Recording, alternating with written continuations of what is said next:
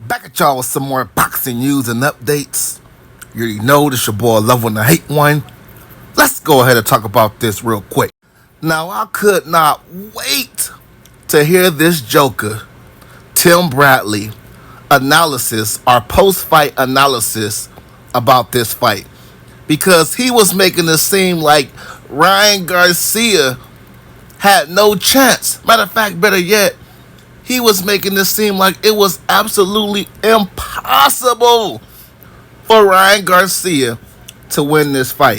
And you know how your boy Love When I Hate One get down. We finna get deep in this video. Now, one thing I hate about Tim Bradley is, number one, he think he is the prediction king. All right? And another thing I don't like about Timothy is he always picks the favorite. You guys, if you are the prediction king, in my opinion, you have to pick some underdogs sometime and prevail. You can't just sit here and tell me that every fight you pick the favorite and then you want to talk about you're the prediction king. Get the fuck out of here. You guys know me. I've picked the underdog multiple times and prevailed. So I'm more of a prediction king than Tim Bradley will ever be. But that's a whole nother subject. But before I get to drilling Tim Bradley and all his excuses that he's making after losing his prediction, basically, I'm going to just play you guys the aftermath of what he said first. So I'm going to play you guys these words from Timothy Bradley himself.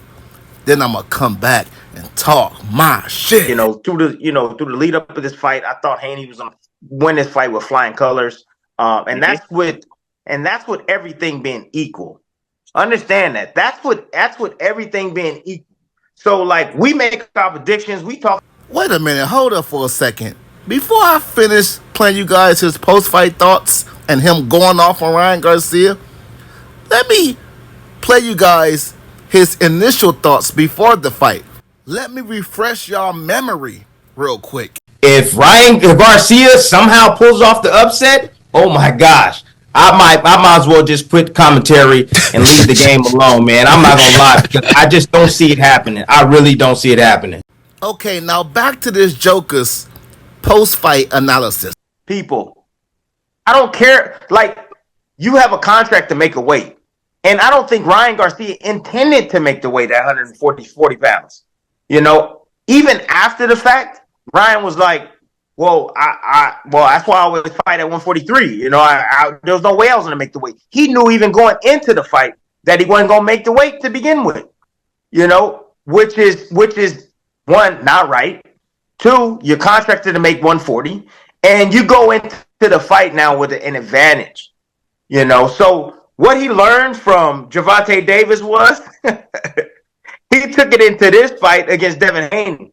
And, some people say, well, Haney, he took the money, and Haney, of course, he had to, because he was damned if he didn't, if damned if he don't. This is a huge event, man. And now you pull away, now you're going to piss off a lot of folks. The zone, promoters, everybody going to start, oh, he's scared, he's that, he's this and that. It's only 3 pounds, it's only 3 pounds. If it's only 3 pounds, 3 and a 3.2, 3 point, whatever it is, if it's only that, why wasn't it attempted to be made? Why didn't Ryan Garcia attempt to make that weight? Because he said it in a tweet. I'm not going to drain myself. I want to be physically strong for the fight. Well, guess who drained themselves to make their weight? Devin the Dream Haney. Now, it's not Ryan's fault. However, Ryan didn't even attempt to make the weight. So Ryan went into this fight with an advantage. Remember, everything we say through the lead up, we don't know that he's not going to make the weight. We're assuming possibly, but we're not banking on any of that. We're banking on skill for skill. Period. Skill for skill. Their last performances, how each guys, what the mistakes are, yada, yada, yada. All right. Boom.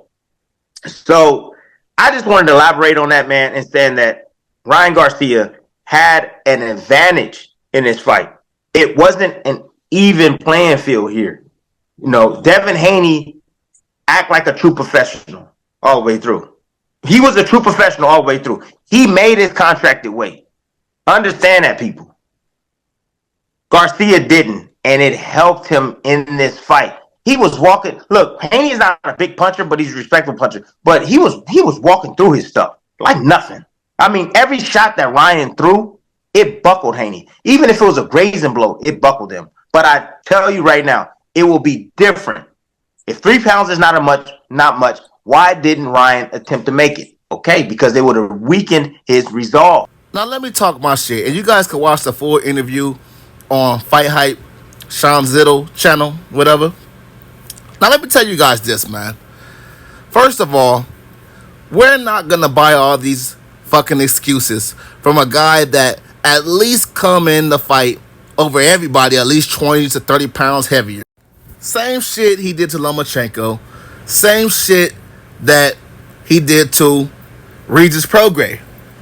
Now, who's to say if Devin Haney wouldn't have came in that heavy against those guys, that could have gave them a bigger advantage on their power, etc. Especially Regis Prograis. So if anything, it sounds like Ryan Garcia gave Devin Haney a taste of his own medicine. So miss me with that bullshit. That was not the deciding factor of the fight. If you're so much of this great fighter, then 3 pounds would have made a difference. Plus, people was acting like Devin Haney was a defensive wizard. So he shouldn't have been getting hit with those shots that Ryan Garcia was catching them with. Because Ryan Garcia was landing shots at will. Now back to this joker, Timothy Bradley. Number one, Timothy Bradley, we heard your words before the fight, and you don't have no excuses to make. All right? Now, let me tell you guys this. If Devin Haney would have won the fight, you wouldn't have heard shit about the weight. These guys was underestimating Ryan Garcia so much, they said, you know what? Let him have the weight. Devin Haney is still going to do a number on this guy. Timothy Bradley. Now, if you would have said before the fight, you know, the only way I got Ryan Garcia winning this fight, or the only way I can see Ryan Garcia winning this fight, is if he somehow has a weight advantage or he don't make weight. Then I will show you some slack. But that's not what it is. You're just looking for a way out into being dead wrong on a prediction. And by the way, Timothy Bradley went on to say shit like, I don't like Ryan Garcia, etc. And to be honest with you, I'm not the biggest Ryan Garcia fan either. But I do respect what he does in the ring. He's entertaining outside the ring and inside the ring. Power, speed. I love knockouts. So, of course, I fucks with Ryan Garcia. But I'm not a big fan of Ryan Garcia, if you know what I'm saying. But what I am saying is we're not giving Devin Haney a pass just because of 3 pounds, you guys. I don't care what nobody say. If that's the case, the fight that Ryan Garcia had with Tank, that don't count then. All right? If we're going to look at it from the weight excuses, the same way Ryan got to hold that L against Tank, Devin has to hold that L against Ryan Garcia. And you know who else got to hold that L? Tim Bradley when it comes down to this prediction. Now, let me tell you guys this. Even though I picked Devin Haney, at least I said, you know, Ryan Garcia, he could hurt Devin Haney, and he better watch out for that left hook. These guys act like Ryan didn't even have a left hook. These guys acted like Ryan Garcia could bring a shotgun to the fight, and he still wouldn't win the fight. That's how all these observers was acting like Ryan Garcia did not have a single chance. So what the fuck is 3 pounds? That's my thoughts on this shit. I am